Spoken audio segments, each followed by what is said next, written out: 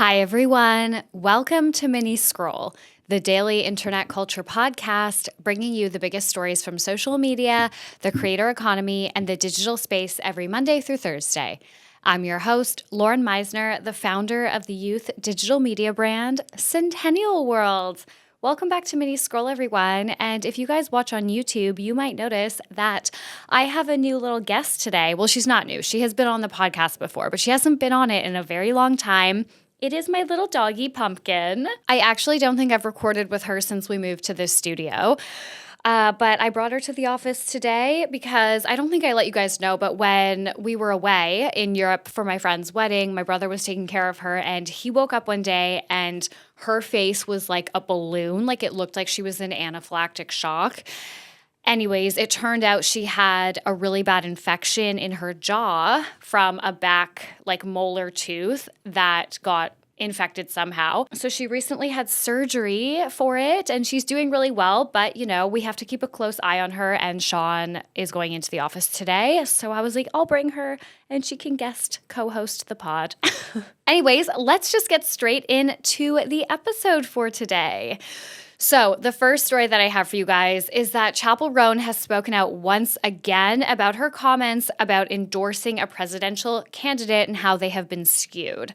So Chappell posted another TikTok just this morning. And look, I don't want to harp on this too much because we've covered it a lot and clearly she feels like there's a lot of noise around this and she feels like it's being misconstrued and I don't want to necessarily add to that, but I did want to update you guys. She's made a new video basically saying that endorsing and voting for are very different and she wants people to understand that, which I actually really appreciated. She said essentially that publicly endorsing one candidate or another would be putting her name and essentially her entire project, Chappell Roan, behind a candidate or behind a party. And she said both parties have policies that she does not support or does not agree with. And, voting is very different than endorsing. So she said, yes, I'm voting for Kamala, but that doesn't mean that I will settle for what has been offered. And endorsing, she feels for herself, would essentially be her settling for what is being offered to the American voters. But yes, that is the latest update on that. Okay, the next story that I have for you guys is that Alix Earle has been accused of copying Becca Moore's podcast aesthetic in her new rebrand. So Alix Earle released the rebrand for season 2 of her podcast Hot Mess yesterday, and it's drawn a lot of criticism because the cover art and just the new aesthetic in general, it's very similar to TikTok creator Becca Moore's popular podcast For the Girls. We've actually never talked about Becca Moore before, and I really like Becca Moore. She's dating Shannon Beveridge, who is such an OG in the creator space. She's an OG YouTuber, and you guys know I'm just very entrenched in lesbian TikTok. It's just one of my favorite niches on the app. So I'm so here for when Becca and Shannon first announced they were dating, I was literally in shock. I was going insane. And I am always scared to say that I love a creator, especially a white creator, because honestly, more often than not, we are eating our words, unfortunately. But for now, what I know of her, I do really like Becca. Okay, so Alix's cover art is very similar to Becca's. They're both laying on their bed, talking on the phone.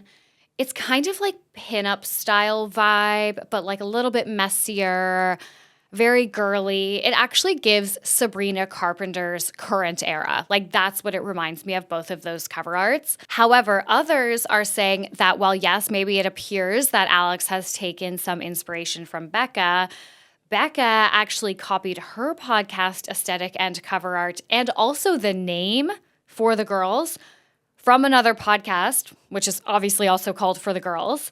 And the one that I found, I think this is the right one. So it's by Victoria Alario. It says it has 2 million downloads and over 7,500 followers on Instagram. The podcast is called For the Girls Podcast.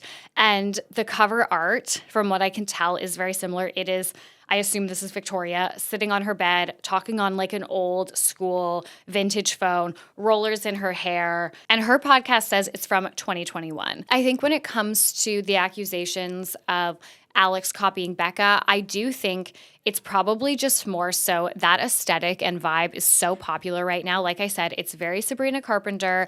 And I wouldn't say that Sabrina Carpenter like made it trendy at the moment, but I would say that she has helped very much bring it back into the zeitgeist. Like that aesthetic, that whole vibe, it's been around for so long. It's not new. It is not something that Becca Moore made up or that this girl Victoria made up. But if I was Victoria, I would actually be a little bit pissed. There are just so few truly original ideas. But I will say we just talked about 2 days ago about like the blatant plagiarism that can happen in the creator space. So I don't know, maybe Alix did take a little bit more than just some inspo from Becca's cover art, but it's not like Becca owns that aesthetic, that vibe. Anyone can kind of replicate it, put their own twist on it, which is essentially what Alix has done. Okay, and the final story that I have for you guys is that Tana Mongeau and Brooke Schofield are facing backlash for a video that they made about their Baltimore tour show. So since Brooke's racist tweets emerged and she returned to the canceled podcast, fans have not been very happy with how the women have handled or talked about the situation. For example, in Brooke's first episode back, Tana wore a t-shirt that said, "Only God can cancel me." And this just felt very disrespectful to the hurt that Brooke caused, especially because Brooke's tweet about Trayvon Martin was just so sinister and dark. And Tana had also done this like big spiel on her first episode on Canceled, like after Brooke's tweets surfaced. Tana came back on the podcast herself and did that whole like monologue at the start. And she was like trying to take accountability for her past stuff and, apologize for her past racist history and things like that.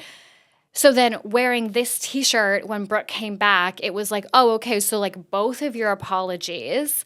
It just felt so performative. It was like a slap in the face. It was like they were mocking what had happened, right?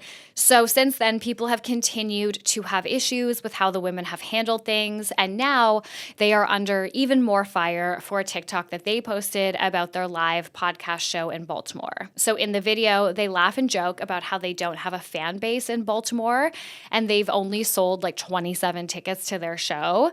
Tana clarified in the caption that the show was actually 55% sold, but compared to, I think most of their shows are usually sold out. So they were like joking about the fact that like they don't have a fan base in Baltimore and they couldn't believe it. So this also just felt so ignorant and people like literally can't believe that they posted it and that it's still up because if you know anything about Baltimore, as of 2024 demographic stats, 61.25% of people that live in Baltimore are Black or African American. So it's clear why their Baltimore show is not sold out. It's clear that, yeah, they probably don't have a big fan base in Baltimore because over 60% of the city is reportedly Black or African American. And Brooke was quite literally just involved in this giant scandal where all these horrible racist tweets came out. And then they've been like seemingly making light of the situation on their podcast. And it just feels like they haven't learned anything and they're not really taking it that seriously. So I'm going to read some comments from the TikTok. Ash1111 said, "Are you insane to be posting this? This is dehumanizing. Do you see the demographics of Baltimore? Y'all will never change." Steph said, "Hey, so this is insane." T said, "Oh girl, I thought at least Tana was smarter than this." And then hi, smiley face said, "Huh? I mean, we are living in the same universe. Like, did we forget what came out like a month ago?" So yeah, in general, people are very disappointed in how they have been given this second chance. I mean, Tana's been given like 100 chances, but you know what I mean? They've been given this chance to properly take accountability, apologize, learn, change, and it feels like they're actually just kind of throwing all of this back in everyone's faces. But anyways, guys, that's it for Mini Scroll today. Thank you so much for listening. Please remember to rate, review, and subscribe. It helps us so much. It helps us grow. It's the best way to support. I love you guys, and there will be a deep dive tomorrow, and then I will talk to you on Monday. Bye. Say bye, Pump.